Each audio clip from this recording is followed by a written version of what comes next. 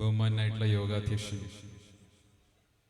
വേദിയിൽ സന്നിഹിതരായിട്ടുള്ള പ്രിയപ്പെട്ട ഫിറോസ്, പ്രിയപ്പെട്ട ബാബാജി, പ്രിയപ്പെട്ട അജീബ് മോഹൻജി, പ്രിയപ്പെട്ട നസറുള്ള, പ്രിയപ്പെട്ട അബ്ദുള്ള കുട്ടിയക്ക അടക്കം മുഴുവൻ നേതാക്കൾ, പ്രിയപ്പെട്ട സുരേഷ് ഏട്ടൻ അടക്കം മുഴുവൻ നേതാക്കൾ, പ്രിയപ്പെട്ട രോഹിത് അടക്കമുള്ള മുഴുവൻ നേതാക്കൾ, ആരുടെങ്കിലും പേര് വിട്ടുപോയിട്ടുണ്ടെങ്കിൽ ക്ഷമിക്കണം. എൻ്റെ പ്രിയപ്പെട്ട UDF-ലെ സഹപ്രവർത്തകർ, തവനൂർ നരിപ്പറമ്പിലെ നല്ലവരായ നാട്ടുകാർ, മാധ്യമപ്രവർത്തകർ, എവർക്കും സാദര നമസ്കാരം. ഞാൻ വാസ്തവത്തിൽ ഫിറോസിന്റെ പ്രസംഗം കേൾക്കാൻ വേണ്ടി കാത്തിരിക്കുകയാണ്. ഫിറോസ് എന്നോട് സംസാരിക്കാനാണ് പറഞ്ഞത്. ഞാൻ കഴിഞ്ഞ ദിവസം ഫിറോസിന്റെ സ്ഥാപനം കൊപ്പത്തുണ്ട് എന്ന് മനസ്സിലാക്കി. ഫോൺ ചെയ്ത് ഫിറോസിനോട് ചോദിച്ചു, ഫിറോസ് എമ്മിയിൽ പോകാൻ ആഗ്രഹിക്കുന്നത് എമ്മിയാണോ യുമ്മിയാണോ? എമ്മി എന്നാണ് പറയുന്നത്. പക്ഷെ ഇപ്പോ തവനൂരിലെ MLA-ക്ക് അദ്ദേഹം എന്തിന്റെ പ്രൊഫസറാന്നാ പറഞ്ഞത്? ഓക്കെ, അപ്പൊ എമ്മി എവിടെയാണ് എന്ന് ഞാൻ ചോദിച്ചു. അപ്പൊ കൊപ്പത്താണ്. ഞാൻ പറഞ്ഞു, ഒരു ദിവസം ഞാൻ പോകുന്നുണ്ട്, അവിടെ പോയി ഭക്ഷണം കഴിക്കുന്നുണ്ട്. ഞാൻ കേട്ടത് എമ്മിയിൽ ചിക്കൻ വിഭവങ്ങളാണ് കൊടുക്കുന്നതാണ്. പക്ഷെ ഈ അടുത്തായിട്ട് മട്ടൺ വിഭവങ്ങളും കൊടുക്കാൻ തുടങ്ങിയെന്ന് കേൾക്കുന്നു. നല്ല ആട്ടിൻ സൂപ്പൊക്കെ വെച്ച് കൊടുക്കാൻ ഫിറോസ് തുടങ്ങിയിട്ടുണ്ടെന്നാണ് മനസ്സിലാക്കുന്നത്. എന്തായാലും ഞാൻ ഈ ഒരു ബിസിനസ് തന്ത്രം ഞാൻ അദ്ദേഹത്തിന് പഠിക്കാൻ ആഗ്രഹിക്കുക. എതിരാളിയെ കൊണ്ട് തന്റെ സ്ഥാപനത്തിന് ഇത്രമേൽ പരസ്യം കൊടുപ്പിച്ച ഒരാൾ ലോക ചരിത്രത്തിലുണ്ടാവില്ല. എന്തൊരു പ്രയാസാണ് KT ജലീൽ. ഫിറോസിന്റെ വരുമാനം എവിടെ നിന്നാണെന്നാണ് അദ്ദേഹത്തിന് വലിയ സംശയമുള്ളത്. കഴിഞ്ഞ കുറേ ദിവസമായിട്ട് അദ്ദേഹത്തിന്റെ മുഴുവൻ എനർജിയും മുഴുവൻ ഊർജവും തവനൂരിന്റെ MLA വിനിയോഗിക്കുന്നത് ഈ തവനൂർ നിയോജകമണ്ഡലത്തിൽ പോലും അല്ലാത്ത ഫിറോസിന്റെ വരുമാന മാർഗം അന്വേഷിച്ചുകൊണ്ടാണ്. ഞാൻ ചോദിക്കട്ടെ, ഇത് അന്വേഷിക്കുന്ന ജലീല് കഴിഞ്ഞ 10 വർഷമായി അദ്ദേഹത്തിന്റെ മുഖ്യമന്ത്രിയായ പിണറായി വിജയന്റെ മകൾ വീണയുടെ സമ്പാദ്യവും വരുമാനവും എവിടെ നിന്നാണെന്ന് അന്വേഷിച്ചിട്ടുണ്ടോ? കരിമണൽ കമ്പനിയിൽ നിന്ന് ചെയ്യാത്ത പണിയുടെ പേരിൽ ലക്ഷക്കണക്കിന് കോടിക്കണക്കിന് ഉറുപ്പിക മുഖ്യമന്ത്രിയുടെ മകളുടെ അക്കൗണ്ടിലേക്ക് വന്നു എന്ന് പകൽ പോലെ സത്യം പോലെ വെളിച്ചത്ത് വന്നിട്ടും അതിനെതിരെ വായ തുറന്നൊന്നും പറയാത്ത ജലീല്, അധികാരത്തിൽ ഒരു സ്ഥാനത്തും ഇല്ലാത്ത അന്തസ്സായി അധ്വാനിച്ച് ജീവിക്കുന്ന ഫിറോസിനെതിരെ ആക്ഷേപം ഉന്നയിക്കുന്നതിൽ എന്താ അർത്ഥമാണ്? അല്ലെങ്കിൽ തന്നെ രാഷ്ട്രീയം ഈ നിലയ്ക്ക് തരം താഴ്ത്താൻ പാടില്ല. വ്യക്തിവിരോധം തീർക്കുക, വിദ്വേഷം തീർക്കുക.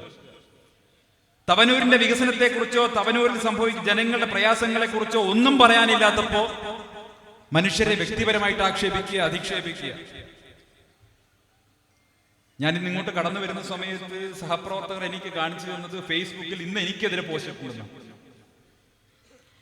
ഞാൻ ഇന്ന് ഈ ലോങ് മാർച്ചിന്റെ ഭാഗമായി മാറി എന്ന് കേട്ടപ്പോഴാണ് ജലീൽ ഇന്ന് എനിക്കെതിരെ എന്ന് തോന്നിപ്പിക്കുന്ന രീതിയിൽ പോസ്റ്റ് ഇട്ടു. ആ പോസ്റ്റ് കണ്ടപ്പോൾ എനിക്കൊരു കാര്യം ഉറപ്പായി ഫിറോസ്. പാലക്കാട് ഉപതെരഞ്ഞെടുപ്പിന്റെ സമയത്ത് 2 പത്രങ്ങളിൽ ഇടതുപക്ഷ ജനാധിപത്യ മുന്നണി കൊടുത്ത പരസ്യം, ആ പരസ്യം ആരാണ് എഴുതി കൊടുത്തതെന്ന് എനിക്ക് മനസ്സിലായി. അത് എഴുതി കൊടുത്തത് ജലീലാണ്. അതേ വാചകങ്ങളും അതേ ഘടനകളുമാണ് ഇന്ന് ജലീൽ പോസ്റ്റ് ഇട്ടുള്ളത്. ഞാൻ അതിനുള്ള മറുപടിയൊക്കെ എന്നോ പറഞ്ഞു പോയതാണ്. അദ്ദേഹത്തിന്റെ തന്നെ നേതാക്കൾ, അദ്ദേഹം തന്നെ വിശ്വസിക്കുന്ന നേതാക്കൾ എനിക്ക് ക്രിസ്റ്റൽ ക്ലിയർ എന്ന് സർട്ടിഫിക്കറ്റ് തന്നത്. ആ സർട്ടിഫിക്കറ്റ് വാങ്ങിച്ചുകൊണ്ടാണ് ഞാൻ UDF-ൽ ചേരാൻ വന്നത്. നിങ്ങൾ ആലോചിച്ചു, CPM-ന്റെ ആഫീസിൽ പോയി സർട്ടിഫിക്കറ്റ് വാങ്ങി, നല്ല കുട്ടിയാണെന്ന് സർട്ടിഫിക്കറ്റ് വാങ്ങി കോൺഗ്രസിലേക്ക് വന്ന ആരെങ്കിലും ഉണ്ട്? ഞാനല്ലേ. എന്നിട്ട് എന്നെ കുറിച്ച് ഇപ്പൊ ആക്ഷേപിക്കാൻ എന്താ അർഹതയുള്ളത്? അതുകൊണ്ട് ഈ അല്പത്തരത്തിന് മറുപടി പറയാൻ ഞാനില്ല. ജലീലിനോട്, തവനൂരിന്റെ ബഹുമാനനായിട്ടുള്ള MLA-യോട് തവനൂരിന്റെ വികസന പ്രശ്നങ്ങളെ കുറിച്ച് ചോദിക്കാൻ വേണ്ടിയിട്ടാണ് ഞങ്ങൾ വന്നിട്ടുള്ളത്. കേരളത്തിലെ ഒരുപക്ഷെ സാഹചര്യങ്ങൾ കൊണ്ട് ഏറ്റവും സ്വന്തം മണ്ഡലത്തെ വികസിപ്പിക്കാൻ ഏറ്റവും സാധ്യതയുണ്ടായിരുന്ന MLA ആയിരുന്നു ജലീൽ. 10 വർഷമായി ഭരണത്തിലിരിക്കുന്ന മുന്നണിയുടെ MLA ആണ് ജലീൽ. മുഖ്യമന്ത്രിയുമായി ഏറ്റവും അടുപ്പമുള്ള, പാർട്ടി അംഗമല്ലാതിരുന്നിട്ടും പാർട്ടിയുടെ ജാഥയിൽ അത് നയിക്കാൻ നിയോഗിക്കപ്പെട്ടയാളായിരുന്നു ജലീൽ. CPM-ന്റെ ജാഥ നയിച്ചപ്പോ അതിലൊരു അംഗമായിരുന്നു ജലീൽ. അങ്ങനെ CPM നേതൃത്വവുമായിട്ടും ഭരണത്തിലിരിക്കുന്ന മുഖ്യമന്ത്രിയുമായിട്ടും ഇത്രയും അടുപ്പമുള്ള ഒരു MLA മന്ത്രിയായിരുന്നു. 10 വർഷക്കാലം അദ്ദേഹത്തിന്റെ മണ്ഡലത്തിന് വേണ്ടി എന്ത് ചെയ്തു എന്നുള്ള ചോദ്യം ഇവിടുത്തെ ജനങ്ങൾ ചോദിക്കുമ്പോ അതിന് മറുപടി പറയാൻ കഴിയാതെ, അതിന് മറുപടി പറയാൻ സാധിക്കാതെ വ്യക്തി അധിക്ഷേപങ്ങളിലേക്കും വർഗീയ പ്രചാരണത്തിലേക്കും പോകുന്നത് തരംതാണ രാഷ്ട്രീയമാണ് എന്ന് അദ്ദേഹത്തെ വിനയത്തോടെ ഓർമ്മിപ്പിക്കാൻ ഞാൻ ആഗ്രഹിക്കുകയാണ്. മുഖ്യമന്ത്രിയുമായിട്ട് എന്തൊരടുപ്പായിരുന്നു. തിരുവോണം ദിവസം പാൽപ്പായസം കൊടുത്തയച്ച മുഖ്യമന്ത്രിയെ കുറിച്ച് വികാരാധീനനായി ഫേസ്ബുക്ക് പോസ്റ്റ് ഇട്ടയാളാണ് ജലീൽ, അല്ലേ? തിരുവോണത്തിനല്ലേ? അതെ, അത്രയും അടുപ്പമായിരുന്നു മുഖ്യമന്ത്രിയോട്. ഞാൻ ചോദിക്കട്ടെ, മുഖ്യമന്ത്രിയോട് ഈ അടുപ്പം, CPM നേതൃത്വത്തോട് ഈ അടുപ്പം, പിന്നെ എന്തുകൊണ്ടാണ് മിസ്റ്റർ ജലീൽ കൂട്ടായി പാലം ക്ലോസ് ചെയ്തപ്പോൾ അതിനൊരു ബദൽ മാർഗമെങ്കിലും ഒരുക്കാൻ നിങ്ങൾക്ക് കഴിയാതെ പോയത്? ഈ തവനൂർ നിയോജകമണ്ഡലത്തിലെ നിരവധിയായിട്ടുള്ള പ്രാദേശിക റോഡുകളടക്കം ഇതുപോലെ തകർന്ന തരിപ്പണമായിട്ടും അത് നന്നാക്കാൻ നിങ്ങൾക്ക് കഴിയാതെ പോകുന്നതിന്റെ നിങ്ങൾക്ക് എന്താണ് സംഭവിച്ചത്? ഇവിടെ ചമ്രവട്ടം ഉൾപ്പെടെയുള്ള പദ്ധതികൾക്ക് പുറകിൽ നടന്നിട്ടുള്ള കോടിക്കണക്കിന് രൂപയുടെ അഴിമതി, അതുമായി ബന്ധപ്പെട്ട് പ്രിയപ്പെട്ട ഉദ്ഘാടകൻ ഇവിടെ സൂചിപ്പിച്ചു കഴിഞ്ഞു. അദ്ദേഹം തന്നെ കോടതിയിൽ പോയ കാര്യങ്ങൾ പറഞ്ഞു. കോടിക്കണക്കിന് രൂപയുടെ അഴിമതി വിവിധ പദ്ധതികളുമായി ബന്ധപ്പെട്ട് നടത്തിയിരിക്കുന്നു. ചമ്രവട്ടത്ത് ഉപയോഗിക്കേണ്ട ഷട്ടറിന് പകരം നിലവാരം കുറഞ്ഞ വസ്തുക്കൾ ഉപയോഗിച്ചിരിക്കുന്നു. എല്ലാ പദ്ധതികളും അതുപോലെയാണ്. കോടിക്കണക്കിന് രൂപയുടെ അഴിമതി തവനൂരിൽ നടന്നിരിക്കുന്നു എന്നുള്ളത് ജനങ്ങൾക്ക് ബോധ്യപ്പെട്ടിട്ടുണ്ട്. എങ്ങനെ ബോധ്യപ്പെട്ടു? പ്രകൃതി ബോധ്യപ്പെടുത്തി. പ്രകൃതിയാണ് ബോധ്യപ്പെടുത്തിയത്.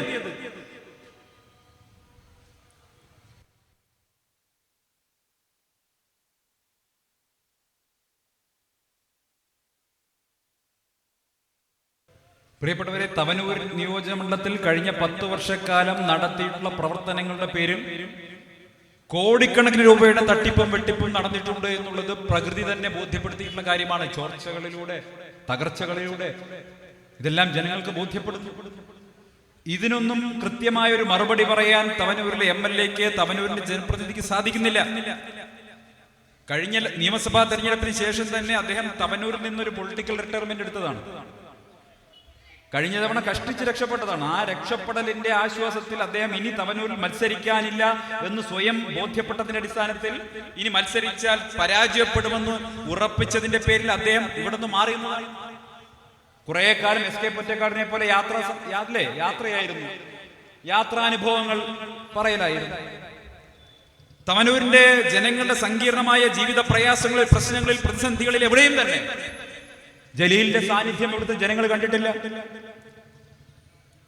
അങ്ങനെ തവനൂരിൽ നിന്നൊരു പൊളിറ്റിക്കൽ റിട്ടയർമെന്റ് എടുത്ത് പോകാൻ തയ്യാറായി നിൽക്കുന്ന ജലീലിനോട് തവനൂരിലെ ജനങ്ങൾ പറയുന്നു, നിങ്ങൾ അക്കൗണ്ടബിൾ ആയിരിക്കണം.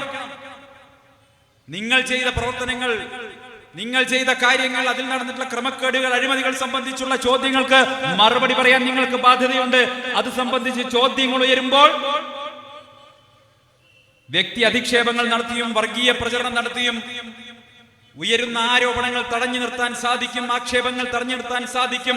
മലവെള്ളപ്പാച്ചിൽ പോലെ തെളിവുകൾ ജലീലിനെതിരായി ഓരോന്നായി പുറത്തു വരുമ്പോൾ അതിനെ പ്രതിരോധിക്കാൻ ജലീൽ ഉയർത്തുന്ന ഈ തരികിട നമ്പറുകൾ പോരാതെ വരുമെന്നാണ് ജലീലിനോട് ഞങ്ങൾക്ക് ഈ സമയത്ത് ഓർമ്മിപ്പിക്കാനുള്ളത്. ജലീൽ പഠിച്ച അഭ്യാസങ്ങളോ ജലീലിന്റെ തരികിട നമ്പറുകളോ ഒന്നും പോരാതെ വരും. കാരണം തെളിവുകളുടെ കുത്തൊഴുക്കാണ് വരുന്നത്. മലയാള സർവകലാശാലയുടെ ഭൂമി ഏറ്റെടുക്കലുമായി ബന്ധപ്പെട്ട് ഫിറോസ് പുറത്തുവിട്ട തെളിവുകൾ, രേഖകൾ, അത് രേഖകളാണ്, സത്യങ്ങൾ വിളിച്ചു പറയുന്ന കാര്യങ്ങൾ. കോടികളുടെ അഴിമതികൾ നടന്നിരിക്കുന്നു. ഇപ്പോ എല്ലാം അവസാനിപ്പിച്ച് കോടികളുടെ സമ്പാദ്യവുമായി അമേരിക്കയിൽ പോയി താമസിക്കാനാണത്രേ തവനൂരിന്റെ MLA ആഗ്രഹിക്കുന്നത്. ഞാൻ ചോദിക്കട്ടെ അദ്ദേഹത്തോട്, നിങ്ങൾ പാഴാക്കിയ 10 വർഷം കൊണ്ട് കഷ്ടപ്പെട്ട ഈ തവനൂരിലെ ജനങ്ങൾ 15 വർഷക്കാലം കൊണ്ട് നിങ്ങൾ പാഴാക്കിയ 15 വർഷക്കാലം കൊണ്ട്, 10 വർഷക്കാലം ഭരണത്തിലിരിക്കുന്ന MLA എന്നുള്ള നിലയ്ക്ക് നിങ്ങൾ പാഴാക്കിയ ആ 10 വർഷക്കാലം കൊണ്ട് തവനൂരിലെ ജനങ്ങൾ അനുഭവിച്ചിട്ടുള്ള പ്രയാസങ്ങൾക്ക്, അവരനുഭവിക്കുന്ന ഒറ്റപ്പെടലുകൾക്ക്, മംഗലം പോലെയുള്ള പ്രദേശങ്ങൾ ഒരു ദ്വീപ സമൂഹം പോലെ കഴിയേണ്ടി വരുന്ന ഏറ്റവും പ്രയാസകരമായ സാഹചര്യം, ഇതിനൊക്കെ മറുപടി പറയാതെ അമേരിക്കയിൽ പോയി താമസിക്കാനാണോ നിങ്ങളുടെ പരിപാടി? ഒരു കാര്യം നിസ്സംശയം പറയാം, ഇവിടുത്തെ CPM-കാർക്ക് പോലും ഇപ്പൊ അറിയാം, ജലീൽ ഇവിടെ നിന്ന് ഇനി രക്ഷപ്പെടാൻ പോകുന്നില്ല. തവനൂരിൽ ജലീൽ മത്സരിച്ചാൽ രക്ഷപ്പെടാൻ പോകുന്നില്ല എന്ന് CPM-കാർക്ക് പോലും മനസ്സിലായിട്ടുണ്ട്. പക്ഷേ എങ്ങനെയെങ്കിലും അവസാന നിമിഷം ചില ഏർപ്പാടുകൾക്കൊക്കെ വേണ്ടി അദ്ദേഹം ശ്രമിക്കുന്നു എന്നാണ് മനസ്സിലാകുന്നത്. അതിനു വേണ്ടിയിട്ടാണ് ഇപ്പൊ ചില ആരോപണങ്ങളൊക്കെ ഉന്നയിക്കുന്നത്, ലൈം ലൈറ്റിൽ നിൽക്കാനുള്ള പരിശ്രമം നടത്തുന്നു. ഞങ്ങൾ അദ്ദേഹത്തോട് പറയാൻ ആഗ്രഹിക്കുന്നത്, തവനൂരിലെ ജനങ്ങൾ ഉയർത്തിയിട്ടുള്ള സങ്കീർണമായ പ്രശ്നങ്ങൾ, UDF ഉയർത്തുന്ന ആക്ഷേപങ്ങൾക്ക് മറുപടി പറയാൻ, ഇതുപോലെ മൈക്ക് കെട്ടി മറുപടി പറയാനാണ് അദ്ദേഹം ആർജവം കാണിക്കേണ്ടത്. അതിനു പകരം കുളക്കടവിൽ ചില ആളുകൾ പരസ്പരം ഇങ്ങനെ പറയുന്നത് പോലെ മറ്റാളുകളെ കുറിച്ച് പരദൂഷണം പറയുന്ന പരിപാടി ഇനിയെങ്കിലും ജലീൽ അവസാനിപ്പിക്കണം. നിങ്ങൾ ജലീലിന്റെ ഒരു ശരീരഭാഷ കുറച്ച് ദിവസമായി നോക്കും, ജലീലിന്റെ മുഖഭാവം നിങ്ങൾ നോക്കൂ. അദ്ദേഹത്തിന്റെ ശരീരഭാഷയും മുഖഭാവവും കാണുമ്പോൾ തന്നെ എനിക്ക് തോന്നിയിട്ടുള്ളത്, അദ്ദേഹത്തിനുള്ളിൽ അദ്ദേഹം ഒളിപ്പിച്ചു വെക്കാൻ ആഗ്രഹിക്കുന്ന ഒരുപാട് കാര്യങ്ങളുണ്ട്. അദ്ദേഹം നടത്തിയിട്ടുള്ള ഒട്ടേറെ കുറ്റകരമായിട്ടുള്ള പ്രവർത്തികളുടെ കാര്യങ്ങൾ പുറത്തു വരുമെന്ന ഭയം അദ്ദേഹത്തെ വല്ലാതെ ഗ്രസിച്ചിട്ടുണ്ട്. അങ്ങനെ വിവരങ്ങൾ പുറത്തു വരുമ്പോ, അദ്ദേഹത്തിനെതിരെയുള്ള തെളിവുകൾ പുറത്തു വരുമ്പോ അദ്ദേഹത്തിന്റെ മുഖം വികൃതമാവുമെന്ന ഭയം കൊണ്ട് അദ്ദേഹം വല്ലാതെ വിറളി പിടിച്ചിരിക്കുന്നു, ഭ്രാന്ത് പിടിച്ച അവസ്ഥയിലായിരിക്കുന്നു. ആ ഭ്രാന്ത് പിടിച്ചവൻ എന്തും പറയുമെന്നുള്ളതാണ് ഇപ്പൊ കാണുന്ന സ്ഥിതി. പ്രിയപ്പെട്ടവരെ, ഞാൻ തവനൂരിന്റെ MLA-യോട് ഇപ്പോൾ ആവശ്യപ്പെടുന്ന ഒരേ ഒരു കാര്യമെന്ന് പറയുന്നത്, അദ്ദേഹം രംഗത്ത് വന്ന് തവനൂരിലെ ജനങ്ങളോട് വിശദീകരിക്കണം, ഇവിടെ ഉയർന്നിട്ടുള്ള ആക്ഷേപങ്ങൾക്ക് മുഴുവൻ മറുപടി പറയാൻ തയ്യാറാകുക. കേരളത്തിലെ മുഴുവൻ ജനങ്ങളും ഇന്ന് ആഗ്രഹിക്കുന്നത് ഇടതുപക്ഷ ജനാധിപത്യ മുന്നണി പിണറായി വിജയന്റെ സർക്കാർ അധികാരത്തിൽ നിന്ന് പുറത്തു പോകണമെന്നുള്ളതാണ്. ഈ സർക്കാർ അധികാരത്തിൽ പുറത്തു പോകാൻ തുടങ്ങുകയാണെന്നുള്ള കാര്യത്തിൽ ഒരു തർക്കവും വേണ്ട. കേരളത്തിലെ ജനങ്ങളുടെ പൾസ് അതാണ്. കേരളത്തിലുടനീളം യാത്ര ചെയ്യുമ്പോൾ എനിക്ക് മനസ്സിലാക്കാൻ സാധിക്കുന്നത്, പിണറായി സർക്കാരിനെതിരെയുള്ള വലിയ ജനവികാരം നാട്ടിലുണ്ട് എന്നുള്ളതാണ്. CPM-കാർ തന്നെ എന്ന് പറയുന്നത്, എങ്ങനെയെങ്കിലും പിണറായിയുടെ ഭരണം അവസാനിക്കണം, നിങ്ങൾ എല്ലാവരും ഒത്തൊരുമിച്ച് നിന്ന് ഈ ഭരണത്തെ ഒന്ന് താഴത്തിറക്കി തരണമെന്നാണ് CPM-കാർ പോലും പലപ്പോഴും രഹസ്യമായിട്ട് പറയുന്നത്. എന്താ കാരണം? ഇല്ലെങ്കിൽ CPM-ന് അറിയാം, ഇനിയും ഈ പിണറായി വിജയന്റെ ഭരണം തുടർന്നാൽ പാർട്ടി ബാക്കി ഉണ്ടാവില്ല, CPM ബാക്കി ഉണ്ടാവില്ല. അതുപോലെയുള്ള അവസ്ഥയായിട്ടുണ്ട്. ഞാൻ ഇക്കഴിഞ്ഞ ദിവസം പത്തനംതിട്ട ജില്ലയിലെ റാന്നി നിയോജകമണ്ഡലത്തിലെ പെരുന്നാട് എന്ന് പറയുന്ന സ്ഥലത്തൊരു പരിപാടിക്ക് പോയി. ഈ പെരുന്നാട് എന്ന് പറയുന്നത് ശബരിമലയിലെ 18ാം പടിക്ക് താഴെ നിന്ന് തുടങ്ങുന്ന നിയോജകമണ്ഡലമാണ്. അവിടുത്തെ പരിപാടിക്ക് പോകുന്ന സമയത്ത് വഴിനീള പോസ്റ്ററുകളാണ്, വലിയ പോസ്റ്ററുകൾ. എന്താണ്? അയ്യപ്പ സംഗമം. അയ്യപ്പ സംഗമത്തിന്റെ പോസ്റ്ററുകളാണ്. ആഗോള അയ്യപ്പ സംഗമം നോക്കുന്ന സമയത്ത് പിണറായി വിജയന്റെ ഫോട്ടോയുണ്ട്, വാസവന്റെ ഫോട്ടോ ഉണ്ട്, അയ്യപ്പന്റെ ഫോട്ടോ മാത്രമേ ഇല്ല. പിണറായി വിജയനുണ്ട്, വാസവനുണ്ട്, അയ്യപ്പനില്ല. പരിപാടി നടന്നപ്പോഴും അതുപോലെയായി. വേദിയിൽ പിണറായി ഉണ്ട്, വാസവനുണ്ട്, പിണറായിക്ക് ഹരഹര പാടുന്ന ഭക്തജനസംഘം ഉണ്ട്, ഒരൊറ്റ അയ്യപ്പൻ പോലും അങ്ങോട്ട് പോയി നോക്കിയില്ല. ഇപ്പോ സന്ദീപ് വാര്യരുടെ പഴയ BJP ബന്ധം പറഞ്ഞുകൊണ്ട് എന്നെ വർഗീയവാദി എന്നൊക്കെ വിളിക്കാൻ നടക്കുന്ന ജലീൽ ഉൾപ്പെടെയുള്ള സഖാക്കളോട് ഞാൻ ചോദിക്കട്ടെ, നിങ്ങളുടെ കണക്കിൽ ആരാ വലിയ സ്വാമി? ആരാ സ്വാമി? കറുപ്പെടുത്ത് 41 ദിവസം വ്രതമെടുത്ത് വ്രതശുദ്ധിയോടുകൂടി ശബരിമലയ്ക്ക് പോകുന്ന യഥാർത്ഥ അയ്യപ്പ ഭക്തനല്ല CPM-ന്റെ സ്വാമി. പിണറായി വിജയന്റെ സ്വാമി അതല്ല. പിണറായി വിജയന്റെ ആത്മീയ ഗുരു എന്ന് പറയുന്നത് ഇപ്പോ യോഗി ആദിത്യനാഥാണ്. കാഷായമുടുത്ത യോഗി ആദിത്യനാഥ് അല്ലേ? ആ വേദിയിൽ വെച്ച് ആരുടെ സന്ദേശം വായിച്ചത്? യോഗി ആദിത്യനാഥിന്റെ ഉത്തർപ്രദേശ് മുഖ്യമന്ത്രിയുടെ. നിങ്ങൾക്കറിയോ ഹെയ്റ്റ് സ്പീച്ചിന്റെ പേരിൽ എത്ര കേസുണ്ട് മുപ്പരുടെ പേരിൽ? ഇന്ത്യയിൽ തന്നെ എനിക്ക് തോന്നുന്നത് ഏറ്റവും അധികം ഇതുപോലെ വർഗീയ വിഷലിപ്തമായ പ്രഭാഷണങ്ങൾ, പ്രസംഗങ്ങൾ നടത്തിയതിന്റെ പേരിൽ കേസുകൾ നേരിടുന്ന ഒരു മുഖ്യമന്ത്രിയാണ് യോഗി ആദിത്യനാഥ്. എന്നിട്ട് ആ യോഗി ആദിത്യനാഥിനെ ഉളുപ്പില്ലാതെ ഈ അയ്യപ്പ സംഗമത്തിന് വിളിച്ച സർക്കാരിന്റെ പാർട്ടിയുടെ MLA ആണ് ജലീൽ. എന്നിട്ട് ആ ജലീലാണ് ഇവിടെ നിന്നിട്ട് മതേതരത്വ പ്രഭാഷണം നടത്തുന്നത്. നിങ്ങൾ ആലോചിച്ചു, യോഗി ആദിത്യനാഥ് സന്ദേശം അയച്ചിട്ടുണ്ടെങ്കിൽ ചുമ്മാതെ അയക്കോ? അയക്കില്ല. കേരള സർക്കാർ ഇവിടെ നിന്ന് അയ്യപ്പ സംഗമത്തിന് യോഗി ആദിത്യനാഥിനെ ക്ഷണിച്ചു. അദ്ദേഹത്തിന് വരാൻ കഴിയാത്തത് കൊണ്ടാണ് അദ്ദേഹം മെസ്സേജ് അയച്ചു കൊടുത്തത്, വായിക്കാൻ വേണ്ടിയിട്ട്. അങ്ങനെയാണല്ലോ, ഒരു പരിപാടിക്ക് ക്ഷണിച്ചു കഴിഞ്ഞാൽ വരാൻ സാധിക്കില്ലെങ്കിൽ ഒരു സന്ദേശം അയച്ചു കൊടുക്കും. ആ സന്ദേശമാണ് യോഗി ആദിത്യനാഥ് അയച്ചു കൊടുത്തത്. നിങ്ങൾ ആലോചിച്ച് നോക്കൂ, തൊട്ടപ്പുറത്ത് കർണാടകയിൽ അയ്യപ്പ ഭക്തനായിട്ടുള്ള സിദ്ധരാമയ്യ മുഖ്യമന്ത്രിയായിട്ടുണ്ട്. CPM ക്ഷണിച്ചില്ല. അപ്പുറത്ത് അയ്യപ്പ ഭക്തനായിട്ടുള്ള രേവന്ത് റെഡ്ഡി, ഏറ്റവും അധികം അയ്യപ്പ ഭക്തർ വരുന്ന തെലങ്കാനയുടെ മുഖ്യമന്ത്രി അവിടെയുണ്ട്. ഇവരാരും ക്ഷണിച്ചില്ല. പക്ഷേ ഒരൊറ്റ അയ്യപ്പൻ പോലും ശബരിമലയ്ക്ക് വരാത്ത ഉത്തർപ്രദേശിന്റെ മുഖ്യമന്ത്രി യോഗി ആദിത്യനാഥിനെ വിളിച്ചിരിക്കുകയാണ്. നിങ്ങൾ ആലോചിച്ചു, RSSും പിന്നെ CPM-ഉം BJP-യും CPM-ഉം തമ്മിലുള്ള ഒരു അന്തർധാര ഇതിലും കൂടുതൽ പ്രകടമായിട്ടുള്ള മറ്റൊരു സാഹചര്യമുണ്ട്. യോഗി ആദിത്യനാഥിനെ കൊണ്ടുവന്ന് വേദിയിലെത്തി. ആ യോഗി ആദിത്യനാഥാണ് ഇപ്പോ പിണറായി വിജയന്റെ ആത്മീയ ഗുരു. ഞാൻ CPM-മാർ ഒരു കാര്യം പറയാൻ ആഗ്രഹിക്കുകയാണ്. യഥാർത്ഥ അയ്യപ്പ ഭക്തരുണ്ട്. ഈ കുറ്റിപ്പുറം ഉൾപ്പെടെയുള്ള ഇവിടെയുള്ള പ്രദേശം നിളാ നദിയിലടക്കം കുളിച്ചുകൊണ്ട്, അല്ലെ, ഇവിടെയെല്ലാം ക്ഷേത്രങ്ങളിൽ തൊഴുത് രാവിലെ 40 ദിവസം വ്രതമെടുത്ത് പുലർച്ചെ ക്ഷേത്രത്തിൽ പോയി ഭക്തി നിർഭരമായി ശബരിമലയ്ക്ക് പോകുന്ന യഥാർത്ഥ അയ്യപ്പ ഭക്തരുണ്ട്. ആ അയ്യപ്പ ഭക്തരുടെ മനസ്സിൽ നിന്നും നിങ്ങൾ ഏൽപ്പിച്ച മുറിവ്, ശബരിമലയോട് നിങ്ങൾ ചെയ്ത ചതി, അയ്യപ്പ ഭക്തരോട് നിങ്ങൾ ചെയ്ത ചതി, അതിനി അയ്യപ്പ സംഗമമല്ല, 41 ദിവസം റിയാസും പിണറായി വിജയനും വ്രതമെടുത്ത് ശബരിമലയ്ക്ക് കെട്ടും കെട്ടി പോയാൽ പോലും അയ്യപ്പ ഭക്തരുടെ മനസ്സിലേറ്റ മുറിവിന് അത് പരിഹാരമാവുകയില്ല.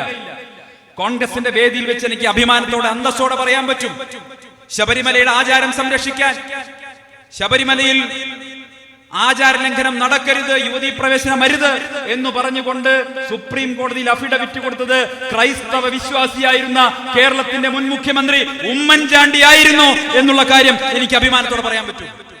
ആ ഉമ്മൻചാണ്ടി മുഖ്യമന്ത്രിയായിരുന്നു. ഉമ്മൻചാണ്ടി കൊടുത്ത അഫിഡവിറ്റ് തിരുത്തിയിട്ടാണ് പിണറായി വിജയന്റെ സർക്കാർ ആചാര ലംഘനത്തിന് വേണ്ടി അനുകൂലമായ അഫിഡവിറ്റ് സുപ്രീം കോടതിയിൽ കൊണ്ടുപോയി കൊടുത്തത്. ഈ അയ്യപ്പ സംഗമൊക്കെ നടത്തുന്നതിന് മുമ്പ് ആ അഫിഡവിറ്റ് പിൻവലിച്ചിട്ടുണ്ടോ? എന്നിട്ടിപ്പോ നിങ്ങൾ ആലോചിച്ച് നോക്കൂ. ഞാൻ അന്നേ പറഞ്ഞതാണ്, പിണറായി വിജയൻ കുറച്ചു വർഷം മുമ്പ് ശബരിമലയ്ക്ക് കയറി. അവിടെ പോയി അന്നേ ഭക്തര് ജാഗ്രത കാണിക്കേണ്ടതായിരുന്നു. മീശ മാധവൻ സിനിമയിലുണ്ടല്ലോ, അമ്പലത്തിന് നേർക്ക് നോക്കിയിട്ട് മാധവൻ ഇങ്ങനെ മീശ വിരിക്കും, വിഗ്രഹം കാണാനില്ല. അതുപോലെയാണ് ഇയാള് പോയി. ഇപ്പൊ സ്വർണ്ണപ്പാളി കാണാനില്ല, 4 കിലോ സ്വർണം കാണാനില്ല ശബരിമലയിൽ. സാധനം ഊരി കൊടുത്തിരിക്കുകയാണ്. ഏതോ ഒരുത്തം വന്നിട്ട് ഇത് നേരാക്കി കൊടുക്കാന്ന് പറഞ്ഞ, എന്നാ നീ പോയി നേരാക്കിക്കോ എന്ന് പറഞ്ഞ അവന്റെ കയ്യിൽ ഈ സാധനം അഴിച്ചു കൊടുത്തിരിക്കുകയാണ്. 30 കിലോയിലധികം സ്വർണം ചെലവാക്കിക്കൊണ്ട് വിജയ് മല്യ സ്വർണ്ണപ്പാളി പിടിപ്പിച്ച ശബരിമലയിലെ ദ്വാരപാലകരുടെ അവിടെയുള്ള ഭാഗം കറുത്തുപോയി എന്ന് പറഞ്ഞ് അത് അഴിച്ചെടുത്ത് കൊടുത്തപ്പോ മഹസറിൽ എഴുതി ചെമ്പ്. ഇത് കൊണ്ടുപോയി 30 ദിവസത്തിലധികം ബാംഗ്ലൂരിൽ ഈ കൊണ്ടുപോയ വിദ്വാന്റെ വീട്ടിൽ വെച്ചു. അവിടുന്ന് പണപ്പിരിവ് നടത്തി. അവസാനം ചെന്നൈയിൽ കൊണ്ടുപോയി തിരിച്ചു കൊണ്ടുവന്ന് വെച്ചു. 2019 99 സ്വർണം പൂശിയത് 2019 കൊണ്ടുവന്ന് തിരിച്ചു വെച്ചു.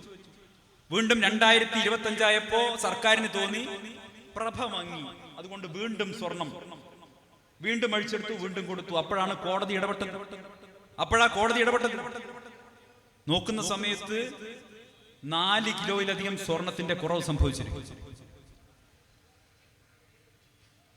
ശബരിമലയിൽ ആചാര ലംഘനം നടത്തുക മാത്രമല്ല, ശബരിമലയിലുള്ള സ്വർണമടക്കം മോഷ്ടിച്ചു കൊണ്ടുപോയ അമ്പലം വിഴുങ്ങികളാണ് ഇന്ന് കേരളം ഭരിക്കുന്നതെന്ന് പറയാൻ ഞങ്ങൾക്ക് ലജ്ജയുണ്ട്. അമ്പലം വിഴുങ്ങി. കരിപ്പൂർ എയർപോർട്ടിലുണ്ട് സ്വർണം പൊട്ടിക്കുന്ന ടീം, കേട്ടിട്ടുണ്ട് അല്ലേ? സ്വർണം പൊട്ടിക്കുന്ന ടീം. അതുപോലെ CPM സ്പോൺസേഡ് സ്വർണം പൊട്ടിക്കുന്ന ടീം ആകാശ് തില്ലങ്കേരിയെ പോലെയുള്ളവർ ആണല്ലോ. അങ്ങനെ എയർപോർട്ട് കേന്ദ്രീകരിച്ച് CPM നടത്തുന്ന സ്വർണം പൊട്ടിക്കലിന് ആകാശ് തില്ലങ്കേരിയാണ് നേതൃത്വം കൊടുക്കുന്നതെങ്കിൽ, ക്ഷേത്രങ്ങൾ കേന്ദ്രീകരിച്ച് CPM നടത്തുന്ന സ്വർണം പൊട്ടിക്കലിന് നേതൃത്വം കൊടുക്കുന്നത് ഉണ്ണികൃഷ്ണൻ പോറ്റി എന്ന് പറയുന്ന ഒരുത്തനാണ്. ക്ഷേത്രങ്ങളെ പോലും വെറുതെ വിട്ടിട്ടില്ല, ആരാധനാലയങ്ങളെ വെറുതെ വിടുന്നില്ല. സമസ്ത മേഖലയും കേരളത്തെ തകർത്ത് തരിപ്പണാക്കിയില്ലേ? ഇനി ഏത് മേഖലയെ രക്ഷപ്പെടാൻ ബാക്കിയുള്ളത്? നാട്ടിലെ ജനങ്ങൾക്ക് 10 ഉറുപ്പികയുടെ ഉപയോഗം ഇവരെ കൊണ്ടുണ്ടായിട്ടുണ്ടോ കഴിഞ്ഞ 10 വർഷക്കാലം കൊണ്ട്? ഞാൻ ചോദിക്കട്ടെ, ആരോഗ്യ മേഖല ഇപ്പോ തിരുവനന്തപുരം മെഡിക്കൽ കോളേജിലെ ന്യൂറോളജി വിഭാഗം മേധാവി ഫേസ്ബുക്കിൽ എഴുതി. എന്താ എഴുതിയത്? അദ്ദേഹം എഴുതിയത്, തന്റെ മകന്റെ പ്രായമുള്ള കുട്ടിയുടെ മുഖത്ത് നോക്കി സർജറി മാറ്റി വെച്ചിരിക്കുന്നു എന്ന് പറയുമ്പോൾ എന്റെ ഹൃദയത്തിൽ കത്തിയിറക്കുന്ന വേദന. എന്താ കാരണം?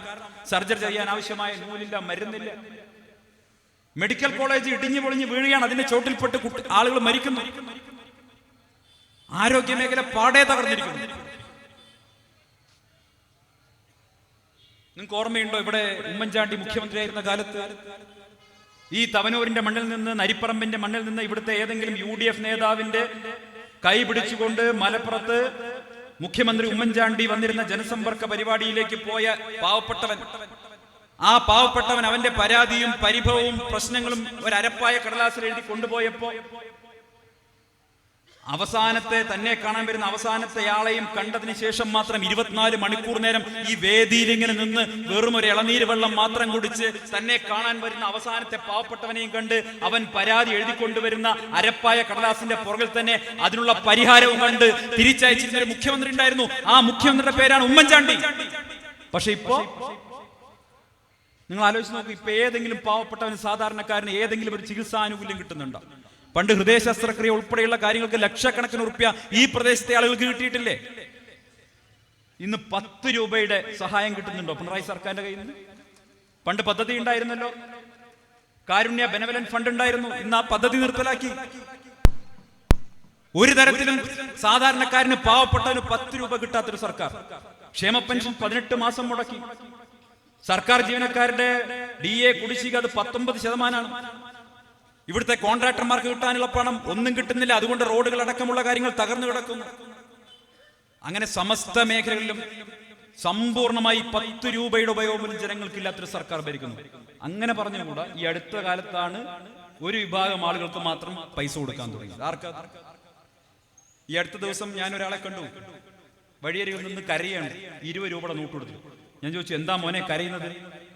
ആദ്യമായിട്ട് പിണറായിയുടെ കയ്യിൽ നിന്ന് 10 റുപ്യ ഇങ്ങോട്ട് കിട്ടി, അതിന്റെ സന്തോഷാന്നാ പറഞ്ഞത്. മൂപ്പര് ബീവറേജിൽ പോയിട്ട് ഒരു കുപ്പി വാങ്ങി. ആ കുപ്പിയിൽ നിന്ന് മദ്യം എടുത്ത് 1 ലിറ്ററിന്റെ വെള്ള കുപ്പിയിലേക്ക് ഒഴിച്ചു. ഈ ബോട്ടിൽ തിരിച്ചു കൊടുത്തപ്പോൾ ബീവറേജിൽ നിന്ന് 20 റുപ്യ തിരിച്ചു കൊടുത്തു. ആദ്യമായിട്ട് പിണറായിയുടെ കയ്യിൽ നിന്ന് 10 റുപ്യ കിട്ടിയതിന്റെ സന്തോഷമാണ്, ആനന്ദ കണ്ണീരാണ് സന്ദീപേട്ടാന്ന് പറഞ്ഞത്.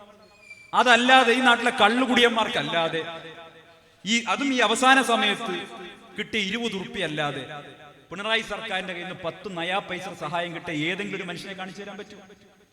അദ്ദേഹത്തിന്റെ മകൾക്കല്ലാതെ കേരളത്തിൽ ആർക്കാണ് കൃത്യമായിട്ട് ശമ്പളമെങ്കിലും കിട്ടിയിട്ടില്ല, ചെയ്യാത്ത പണിക്കാണെങ്കിൽ പോലും? ഏത് മേഖലയെ അവർ തകർക്കാതിരുന്നിട്ടില്ല? വിദ്യാഭ്യാസ മേഖലയെ തകർത്തു. ഇവിടുത്തെ KSRTC ഉൾപ്പെടെയുള്ള പൊതുഗതാഗത സംവിധാനത്തെ തകർത്തു. അങ്ങനെ സമ്പൂർണമായി നാടിനെ തകർത്തെറിഞ്ഞൊരു സർക്കാർ 10 വർഷമായി കേരളം ഭരിക്കുമ്പോൾ ആ സർക്കാർ പുറത്തു പോകണമെന്ന് കേരളത്തിലെ ജനങ്ങൾ ആഗ്രഹിക്കുന്നു. പ്രിയപ്പെട്ടവരെ, ഞാൻ ദീർഘിപ്പിക്കില്ല, ഫിറോസ് അടക്കമുള്ളവർ സംസാരിക്കാനിരിക്കില്ല. 1-2 കാര്യങ്ങൾ മാത്രം പറയാം. അങ്ങനെ സമ്പൂർണമായി കേരളത്തെ തകർത്തതിന് ശേഷം ജനങ്ങളുടെ പ്രാക്ക് വാങ്ങി പുറത്തു പോകാനിരിക്കുന്ന സർക്കാർ അവസാനത്തെ ശ്രമം എന്ന നിലയ്ക്ക് നോക്കുകയാണ്, എന്താണ്? മെസ്സിനെ കൊണ്ടുവരാൻ. ഇനി മെസ്സി വന്നിട്ട് അർജന്റീന ടീം വന്ന് കേരളത്തിൽ എന്തെങ്കിലും ചെയ്ത് ഞങ്ങളെ ജയിപ്പിക്കുമോ എന്നൊരു പരിശ്രമമാണ് ഇപ്പോൾ ഇടതുപക്ഷ സർക്കാർ നോക്കിക്കൊണ്ടിരിക്കുന്നത്. ഞാനൊരു കാര്യം പറയാം, മെസ്സി തന്നെ പലതവണ കളിച്ചിട്ടാണ് അർജന്റീനയ്ക്ക് കപ്പ് വാങ്ങിക്കൊടുത്തത്. മനസ്സിലായില്ലേ? മെസ്സി ഗോളടിച്ചാലൊന്നും പിണറായി വിജയൻ ഇനി കപ്പ് കിട്ടാൻ പോകുന്നില്ല. മെസ്സി വരട്ടെ, നല്ല കാര്യം. പക്ഷെ മെസ്സി വന്നതുകൊണ്ട് പിണറായി വിജയന് കപ്പ് കിട്ടുമെന്ന് പിണറായി വിജയൻ കരുതണ്ട. പിണറായി വിജയനുള്ള കപ്പ് കേരളത്തിലെ ജനങ്ങൾ എടുത്തു വെച്ചിട്ടുണ്ട്. അത് തിരഞ്ഞെടുപ്പ് കഴിയുമ്പോൾ പുറത്തോട്ട് പോകാനുള്ള കപ്പാണ്.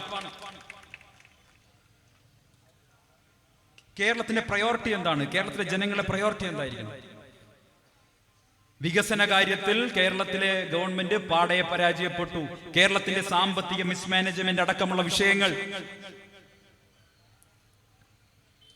സമ്പൂർണമായിട്ടുള്ള വിലക്കയറ്റം, ഉപ്പ് മുതൽ കർപ്പൂരം വരെയുള്ള സാധനങ്ങളുടെ വിലക്കയറ്റം, അങ്ങനെ സർക്കാരിനെ ജനങ്ങൾ സമ്പൂർണമായി വെറുത്തിരിക്കുന്നു.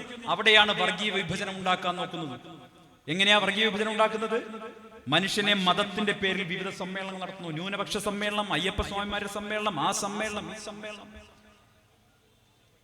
BJP-ക്കാരെക്കാൾ നന്നായി BJP-ക്കാരുടെ വർഗീയത പറയുന്ന പാർട്ടിയായി, ഗവൺമെന്റായി പിണറായി വിജയന്റെ ഗവൺമെന്റ് മാറി. അതുകൊണ്ടാണ് UDF ഇവർക്കൊരു പേരിട്ടത് CJP എന്ന്. CPM-ഉം BJP-യും തമ്മിലുള്ള ധാരണ നിങ്ങൾ ആലോചിച്ച് നോക്കുക. ഈ രാജ്യത്ത് ഇന്ന് ഗാന്ധി ജയന്തിയാണ്. ഗാന്ധി ജയന്തി നമ്മൾ ആഘോഷിക്കുന്ന ഇതേ സമയത്ത് മറ്റൊരു കൂട്ടർ മറ്റൊരു ആഘോഷം നടത്തുന്നുണ്ട്. അതെന്താണ്? RSSന്റെ 100ാം വാർഷികമാണ്. RSSന്റെ 100ാം വാർഷികമാണ്.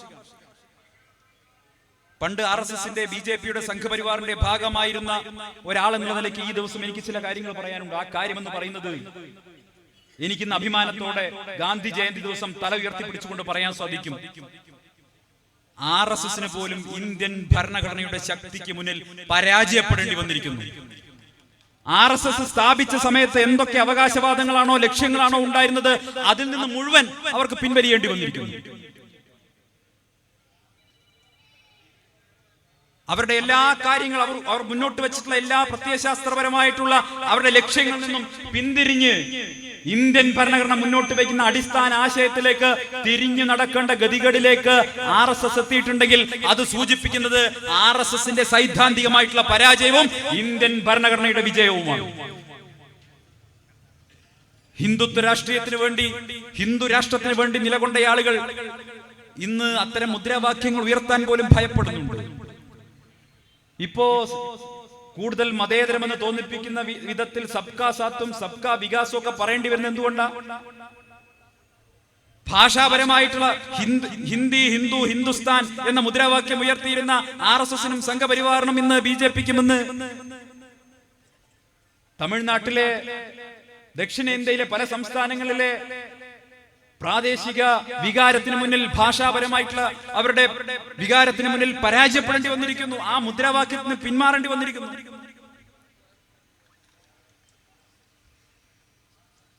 അപ്പൊ അത് സൂചിപ്പിക്കുന്നത് ഭരണഘടന മുന്നോട്ട് വെച്ചിട്ടുള്ള തുല്യത, മതേതരത്വം എന്നീ അടിസ്ഥാനപരമായിട്ടുള്ള ആശയങ്ങൾ, ആ അടിസ്ഥാനപരമായ ആശയങ്ങളെ പരാജയപ്പെടുത്താൻ RSS ഇനി ഒരു 100 വർഷമല്ല 10,000 വർഷം ജനിച്ചു മരിച്ചാലും ഈ രാജ്യത്ത് സാധ്യമല്ല എന്ന് തെളിയിക്കപ്പെട്ട ദിവസം കൂടിയാണ്. സാധ്യമല്ല.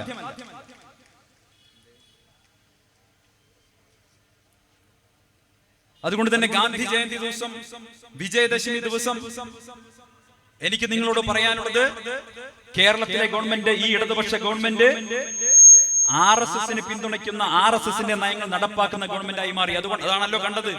രാഹുൽ ഗാന്ധിയുടെ നെഞ്ചത്തേക്ക് വെടിയുണ്ട പായിക്കുമെന്ന് തവനൂരിൽ ജനിച്ചു വളർന്ന ഒരു മാന്യം പറഞ്ഞപ്പോ പരാതി കൊടുത്തതിനു ശേഷം 4 ദിവസം കഴിയേണ്ടി വന്നു ഒരു കേസെടുക്കാൻ. സംസ്ഥാനത്തെ പ്രതിപക്ഷം മുഴുവൻ തെരുവിലിറങ്ങി പ്രക്ഷോഭം നടത്തേണ്ട ഗതികൾ വന്നു.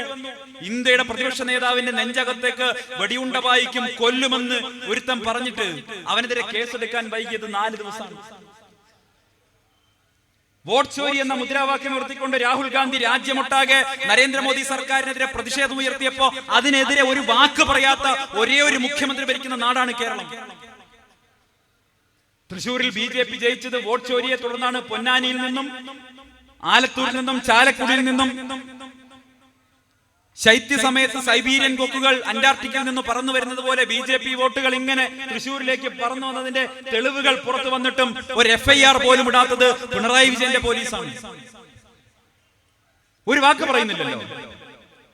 BJPയും RSSും ചെയ്യുന്ന നിയമവിരുദ്ധ പ്രവർത്തനങ്ങൾക്കെതിരെ പിണറായി വിജയന്റെ പോലീസും മൗനം പാലിക്കുന്നു. പക്ഷേ അതേ സമയത്ത് പിണറായി സർക്കാരിന്റെ തെറ്റായ നയങ്ങൾക്കെതിരെ തെരുവിൽ പോരാടുന്ന യൂത്ത് കോൺഗ്രസ് പ്രവർത്തകനെ ലോക്കപ്പിനുള്ളിൽ കൊണ്ടുപോയി കുനിച്ചു നിർത്തി അവനെ ഇടിച്ച് അവനെ മൃതപ്രായനാക്കുകയും ചെയ്യുന്നു. പോലീസ് സ്റ്റേഷനുകൾക്കകത്ത് സംഘപരിവാറിന്റെ, RSSന്റെ, BJPയുടെ പ്രവർത്തകർക്ക് എല്ലാ സംരക്ഷണവും കൊടുക്കുന്നു. പക്ഷെ മറുവശത്ത് ജനാധിപത്യ ചേരിയിൽ നിൽക്കുന്നവർക്ക്, രാജ്യത്തെ ജനാധിപത്യത്തിനും ഭരണഘടനയ്ക്കും വേണ്ടി പോരാടുന്നവർക്ക് പിണറായി പോലീസിന്റെ ക്രൂരമായ മർദ്ദനമേൽക്കേണ്ടി വരുന്നു. നിങ്ങൾ ആർക്ക് വേണ്ടിയിട്ടാണ് പ്രവർത്തിക്കുന്നത്? നിങ്ങൾ RSSന് വേണ്ടി പ്രവർത്തിക്കുന്നു, നിങ്ങൾ BJPക്ക് വേണ്ടി പ്രവർത്തിക്കുന്നു. അതാണല്ലോ മാസപ്പടി കേസിലും SNC ലാവ്ലിൻ കേസിലും ഒക്കെ നിങ്ങൾ കണ്ടല്ലേ. SNC Lavalin case 38 തവണയാ മാറ്റിവെച്ചത്. കിയാമത്ത് നാൾ വരെ SNC ലാവ്ലിൻ കേസ് മുന്നോട്ട് കൊണ്ടുപോകാൻ പരിപാടി. സഹായിച്ചുകൊണ്ടിരിക്കുകയാണ് അമിത്ഷായും പിണറായി വിജയൻ, നരേന്ദ്രമോദി. ഞാൻ BJPയിലായിരിക്കുന്ന സമയത്ത് ഈ ചോദ്യം, SNC ലാവ്ലിൻ ചോദ്യം സംബന്ധിച്ച് കൃത്യമായ ഡേറ്റ് പറയാം. പാലക്കാട് അഹല്യയിൽ നടന്ന BJPയുടെ പഠന ശിബിരം, സംസ്ഥാന പഠന ശിബിരത്തിൽ ഇന്നത്തെയും അഖിലേന്ത്യാ സംഘടനാ സെക്രട്ടറി BL സന്തോഷിനോട് അതിൽ പങ്കെടുത്ത ശിബിരാർത്ഥികൾ ചോദിച്ചു, ഞങ്ങളോട് നിരന്തരമായി ഈ ചോദ്യം UDF ചോദിക്കുന്നു, കോൺഗ്രസ് ചോദിക്കുന്നു, ഞങ്ങൾക്ക് മറുപടിയില്ല. എന്തുകൊണ്ടാണ് ഇങ്ങനെ തുടർച്ചയായി ഇത് മാറ്റിവെക്കുന്നതെന്ന് ചോദിച്ചപ്പോ ചോദ്യം ചോദിച്ച BJP പ്രവർത്തകരോട് BL സന്തോഷ് തട്ടിക്കയറുകയാണ് ചെയ്തത്. ഞാൻ ആദ്യമായിട്ടത് പറയുന്നത്, തട്ടിക്കയറുക ചെയ്തത്. എന്നിട്ട് പറഞ്ഞു, തെരഞ്ഞെടുപ്പിൽ ജയിക്കാൻ, രാജ്യത്ത് തെരഞ്ഞെടുപ്പിൽ ജയിക്കാൻ ചില സ്ട്രാറ്റജികൾ ഉണ്ടാവും. ആ സ്ട്രാറ്റജിയുടെ ഭാഗമാണ് പിണറായി വിജയൻ ജയിലിൽ പോകണമെന്ന്. നിങ്ങൾക്ക് എന്താണ് ഇത്ര നിർബന്ധം? നിങ്ങൾക്ക് കോൺഗ്രസിനോട് ഇത്ര സ്നേഹമാണോ എന്നാണ് സന്തോഷ് ചോദിച്ചത്. അപ്പൊ നിങ്ങൾ ചോദിക്കും, നിങ്ങൾക്ക് പ്രതികരിക്കായിരുന്നില്ലേ? അത് പണ്ട് സ്റ്റാലിന്റെ കാലത്ത് പ്രതികരിക്കായിരുന്നില്ലേ ചോദിച്ച പോലെയാണ്. മനസ്സിലായില്ലേ? അതിനകത്തിരുന്ന് പ്രതിഷേധിച്ചു കഴിഞ്ഞാൽ തിരുമല അനിയുടെ ഗതി എനിക്കും വരുമായിരുന്നു. അത് കയറെടുക്കാൻ ഞാൻ തയ്യാറല്ലാത്തത് കൊണ്ടാണ് ഞാൻ കോൺഗ്രസിലേക്ക് പോകുന്നത്. അതുപോലെയുള്ള ഒരു സംവിധാനമാണ്. BJPയുടെ അഖിലേന്ത്യാ സംഘടനാ സെക്രട്ടറി പറഞ്ഞ കാര്യം പറയുന്നത്. പിണറായി വിജയനെ ദ്രോഹിക്കണം അല്ലെങ്കിൽ പിണറായി ജയിലിൽ പോകണമെന്ന് നിങ്ങൾക്ക് എന്താണ് ആഗ്രഹമെന്ന് മറു ചോദ്യമാണ് ചോദിച്ചത്. കോടിക്കണക്കിന് രൂപയുടെ അഴിമതി ഒളിപ്പിച്ചു വെക്കാൻ BJP സഹായിക്കുന്നു.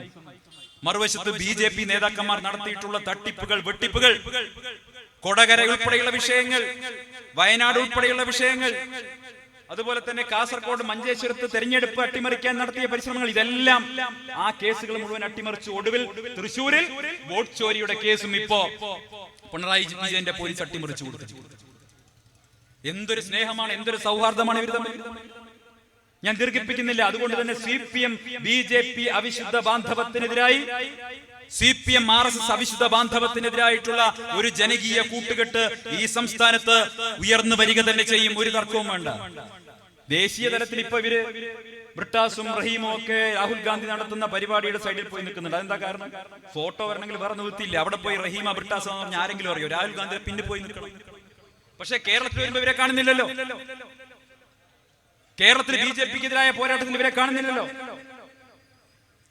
പ്രിയപ്പെട്ടവരെ, ഞാൻ പറഞ്ഞു വരുന്നത് ഇത് അപകടകരമായിട്ടുള്ള സാഹചര്യമാണ്. അതുകൊണ്ട് എന്റെ ശബ്ദം കേൾക്കുന്ന CPM പ്രവർത്തകരോട്, സഖാക്കളോട്, നല്ല സഖാക്കളോട് ഞാൻ പറയാൻ ആഗ്രഹിക്കുന്നു, സംഘപരിവാറിനെതിരായി നിങ്ങൾ ഉയർത്തുന്ന രാഷ്ട്രീയത്തിന് ഏതെങ്കിലും ആത്മാർത്ഥതയുണ്ടെങ്കിൽ നിങ്ങൾക്ക് RSSഉം BJPയും കേരളത്തിൽ മുന്നോട്ട് വരരുത്, അവർക്ക് വിജയിക്കാൻ കഴിയുന്ന സാഹചര്യം ഉണ്ടാകരുത് എന്ന് നിങ്ങൾ ആത്മാർത്ഥമായിട്ട് ആഗ്രഹിക്കുന്നുണ്ടെങ്കിൽ നിങ്ങൾ ചെയ്യേണ്ടത് അടുത്ത നിയമസഭാ തെരഞ്ഞെടുപ്പിൽ UDF സ്ഥാനാർത്ഥികൾക്ക് വോട്ട് ചെയ്ത് LDFന്റെ പരാജയം ഉറപ്പുവരുത്തുക എന്നുള്ളതാണ്. അതാണ് നിങ്ങൾക്ക് ചെയ്യാനുള്ളത്. അതല്ലെങ്കിൽ നിങ്ങളുടെ പാർട്ടി ബാക്കി ഉണ്ടാവില്ല. നിങ്ങൾ ആഗ്രഹിക്കുന്നത്, നിങ്ങൾക്ക് കോൺഗ്രസ് ഇല്ലാതെ ആവണമെന്ന് നിങ്ങൾക്ക് ആഗ്രഹമുണ്ട്. പക്ഷെ ഞങ്ങൾക്ക് CPM ഇല്ലാതാകണമെന്ന് ഞങ്ങൾ ആഗ്രഹിക്കുന്നില്ല. ജനാധിപത്യത്തിൽ CPM ഇല്ലാതാകണമെന്ന് ഞങ്ങൾ ആഗ്രഹിക്കുന്നില്ല. കമ്മ്യൂണിസ്റ്റ് പാർട്ടികൾ ഇല്ലാതാകണമെന്ന് കോൺഗ്രസ് ഒരിക്കലും ആഗ്രഹിക്കുന്നില്ല. അങ്ങനെ ആഗ്രഹിക്കുന്നുണ്ടെങ്കിൽ 1947 ആഗസ്റ്റ് മാസം 15-ാം തീയതി കോൺഗ്രസിനെ നടപ്പാക്കാമായിരുന്നു. ഈ രാജ്യം ഒരു നവജാത ശിശുവിനെ പോലെ പിറവിയെടുത്ത് വീണത് ഇന്ത്യൻ നാഷണൽ കോൺഗ്രസിന്റെ കരതലങ്ങളിലേക്കാണ്, ജവഹർലാൽ നെഹ്റുവിന്റെ കരതലങ്ങളിലേക്കാണ്. ഈ ലോകം കണ്ട ഏറ്റവും വലിയ ജനാധിപത്യവാദിയായിരുന്ന നെഹ്റു, അദ്ദേഹത്തിന് വേണമെങ്കിൽ സ്റ്റാലിന്റെ റഷ്യയെ പോലെ, മാവോയുടെ ചൈനയെ പോലെ ഇത് നെഹ്റുവിന്റെ ഇന്ത്യയാകണം, നെഹ്റുവിന്റെ മാത്രം ഇന്ത്യയാകണം എന്ന് അന്ന് തീരുമാനമെടുക്കാമായിരുന്നു. അദ്ദേഹം ചെയ്തില്ലല്ലോ. അദ്ദേഹം എന്താ പറഞ്ഞത്? ഈ രാജ്യം ഏകാധിപത്യ രാജ്യമാകരുത്, ഈ രാജ്യം ജനാധിപത്യ രാജ്യമായിരിക്കണം. ഈ രാജ്യത്തെ ഏറ്റവും അവസാനത്തെ പാവപ്പെട്ട മനുഷ്യൻ, വരിയുടെ ഏറ്റവും അവസാനത്ത് നിൽക്കുന്ന ഏറ്റവും പാവപ്പെട്ടവന്റെ ശബ്ദവും ഇന്ത്യയുടെ ഭരണത്തിൽ തെളിയണം, ഭരണത്തിൽ മുഴങ്ങി കേൾക്കണം എന്ന നിർബന്ധ ബുദ്ധി നെഹ്റുവിനും ഇന്ത്യൻ നാഷണൽ കോൺഗ്രസിനും ഉണ്ടായിരുന്നത് കൊണ്ടാണ് പ്രിയപ്പെട്ടവരെ ഇന്ന് ഈ കാണുന്ന ജനാധിപത്യം നമുക്ക് കിട്ടിയത്. അതുകൊണ്ടാണ് CPMനോട് പ്രവർത്തിക്കാൻ പറ്റുന്നത്. അതുകൊണ്ടാണ് മറ്റ് സംഘടനകൾക്കൂടെ പ്രവർത്തിക്കാൻ കഴിയുന്ന സാഹചര്യം ഉണ്ടായത്. അങ്ങനെ വിശാലമായ ജനാധിപത്യ ബോധം ഇന്ത്യൻ നാഷണൽ കോൺഗ്രസ് കാണിച്ചു. പക്ഷേ ആ ജനാധിപത്യ ബോധം CPMനില്ല, ആ ജനാധിപത്യ ബോധം BJPക്കില്ല. കമ്മ്യൂണിസ്റ്റ് പാർട്ടികൾ ഭരിക്കുന്ന എല്ലാ സ്ഥലങ്ങളിലും ഏകാധിപത്യമാണല്ലോ. കമ്മ്യൂണിസ്റ്റ് പാർട്ടികൾ ഭരിക്കുന്ന എല്ലാ സ്ഥലങ്ങളിലും മറ്റ് രാഷ്ട്രീയ പാർട്ടികൾക്ക് പ്രവർത്തന സ്വാതന്ത്ര്യമില്ല. നിങ്ങൾ ഉത്തര കൊറിയയിലെ കാര്യം കേട്ടില്ല? ഉത്തര കൊറിയയിലൊക്കെ അവിടുത്തെ ഭരണാധികാരി കിം ജോങ് ഉൻ, ആ കിം ജോങ് ഉന്നെ എങ്ങനെ മുടിവെട്ടുന്നോ അതേ ശൈലിയിൽ നാട്ടുകാർ മുടിവെട്ടണം. തിരുവായ്ക്ക് എതിർവായി ഇല്ലാത്ത സ്ഥലങ്ങളാണ്. നിങ്ങൾ ആലോചിച്ച് നോക്കൂ, 47 ആഗസ്റ്റ് മാസം 15-ാം തീയതി കമ്മ്യൂണിസ്റ്റ് പാർട്ടിക്ക് എങ്ങാനുമായിരുന്നു ഇന്ത്യയിൽ അധികാരം കിട്ടിയിരുന്നെങ്കിൽ ഈ നാട്ടിന്റെ അവസ്ഥ എന്താ? പിണറായി വിജയൻ മുടിവെട്ടുന്നത് പോലെ മുടിവെട്ടേണ്ട ഗതി ഉണ്ടായിരുന്നല്ലേ നമുക്കൊക്കെ? പിണറായി എങ്ങനെ മീശ വെക്കുന്നു അതുപോലെ മീശ വെക്കണം. നമുക്ക് അംഗീകരിക്കാൻ പറ്റും. ഈ നാട്ടിൽ ഇഷ്ടമുള്ള ഭക്ഷണം കഴിക്കാൻ, ഇഷ്ടമുള്ള വസ്ത്രം ധരിക്കാൻ, ഇഷ്ടമുള്ള ഭാഷ പറയാൻ, ഇഷ്ടമുള്ള മതത്തിൽ വിശ്വസിക്കാൻ, വിശ്വസിക്കുന്ന മതം പ്രചരിപ്പിക്കാൻ, അങ്ങനെ ലോകത്തെ ഏറ്റവും ഉദാരമായിട്ടുള്ള, ഏറ്റവും സെക്യുലർ ആയിട്ടുള്ള, ഏറ്റവും തുല്യതയാർന്ന, എല്ലാവർക്കും വോട്ടവകാശമുള്ള ഒരു മനോഹരമായ ഭരണഘടന. ആ ഭരണഘടനയാണ് നമ്മുടെ ശക്തി. ആ ഭരണഘടന സംരക്ഷിക്കാൻ വേണ്ടി രാഹുൽ ഗാന്ധി മുന്നോട്ട് പോകുമ്പോ അതിനോട് കൂടെ നടക്കാത്തയാളാണ് കേരളത്തിന്റെ മുഖ്യമന്ത്രി. അതിന് പിന്തുണ പ്രഖ്യാപിക്കാത്തയാളാണ് കേരളത്തിന്റെ മുഖ്യമന്ത്രി. പ്രിയപ്പെട്ടവരെ, ഞാൻ ദീർഘിപ്പിക്കുന്നില്ല. അതുകൊണ്ട് തന്നെ ഞാൻ പറയാൻ ആഗ്രഹിക്കുന്നു, ഈ രാജ്യം അത് എന്നേക്കുമായിട്ട് BJPയുടെ കൈപ്പിടിയിലാകുമെന്ന് ആർക്കെങ്കിലും തെറ്റിദ്ധാരണയുണ്ടെങ്കിൽ അത് വേണ്ട. കാരണം ഈ രാജ്യത്ത് ജനാധിപത്യത്തിന് ശക്തിയുണ്ട്. ആ ശക്തി എന്ന് പറയുന്നത് നിസ്തർക്കമായിട്ടുള്ള ശക്തിയാണ്. ജനങ്ങളുടെ ശക്തിയാണ് ഏറ്റവും വലുത്. ജനങ്ങൾക്ക് BJPയെ വെറുത്തു കഴിഞ്ഞു. BJP എന്നത് ഊതി വീർപ്പിച്ചൊരു ബലൂൺ മാത്രമാണ്. ഊതി വീർപ്പിച്ചൊരു ബലൂണാണ്. ആ ബലൂൺ ഏത് നിമിഷവും ഒരു സൂചി കൊണ്ട് ഇന്ത്യൻ നാഷണൽ കോൺഗ്രസ് കുത്തിപ്പൊട്ടിക്കും എന്നുള്ള കാര്യത്തിൽ ഒരു സംശയവും വേണ്ട. ഇന്ത്യ മുന്നണി കുത്തിപ്പൊട്ടിക്കും. ബീഹാർ തെരഞ്ഞെടുപ്പ് വരാൻ പോവാണല്ലോ, നമുക്ക് കാണാം. ഈ രാജ്യത്ത് വലിയൊരു മാറ്റത്തിന്, പരിവർത്തനത്തിന് നാന്ദി കുറിച്ചിരിക്കുന്നു. അതാണ് വോട്ടധികാര യാത്ര നമ്മൾ കണ്ടത്. ഞാൻ അതുകൊണ്ട് ദീർഘിപ്പിക്കുന്നില്ല. പ്രിയപ്പെട്ടവരെ, രാഹുൽ ഗാന്ധി നടത്തുന്ന ഈ രാജ്യത്തെ ജനാധിപത്യത്തെ വീണ്ടെടുക്കാനുള്ള, ഭരണഘടനയെ സംരക്ഷിക്കാനുള്ള പോരാട്ടത്തിന് നമുക്കേവർക്കും പിന്തുണ കൊടുക്കേണ്ടതുണ്ട്. ആ പിന്തുണ നമുക്ക് ഈ സമയത്ത് ആവർത്തിച്ചു പറയേണ്ടതുണ്ട്, പ്രഖ്യാപിക്കേണ്ടതുണ്ട് എന്ന് മാത്രം നിങ്ങളോട് പറഞ്ഞുകൊണ്ട് ഇന്ന് ഈ ജാഥയ്ക്ക് എന്റെ കൂടെ പങ്കെടുത്ത എന്റെ എല്ലാ പ്രിയപ്പെട്ട സഹപ്രവർത്തകർക്കും അഭിവാദ്യങ്ങൾ നേർന്നുകൊണ്ട് ഞാൻ അവസാനിപ്പിക്കുന്നു. ഒരിക്കൽ കൂടി തവനൂരിന്റെ MLA-യോട് പറയുന്നു, വ്യക്തിവിദ്വേഷവും വർഗീയ പ്രചരണവും അവസാനിപ്പിച്ചുകൊണ്ട് ജനങ്ങൾ ഉയർത്തുന്ന, UDF ഉയർത്തുന്ന ആക്ഷേപങ്ങൾക്ക്, ഗുരുതരമായിട്ടുള്ള ആരോപണങ്ങൾക്ക് മറുപടി പറയാൻ നിങ്ങൾക്ക് നട്ടെല്ലുണ്ടോ മിസ്റ്റർ ജലീൽ എന്ന് ഈ വേദിയിൽ വെച്ച് ഒരിക്കൽ കൂടി തവനൂരിന്റെ MLA-യോട് ചോദിച്ചുകൊണ്ട് ഞാൻ എന്റെ വാക്കുകൾക്ക് വിരാമിടുന്നു. ജയ് ഹിന്ദ്, ജയ് UDF.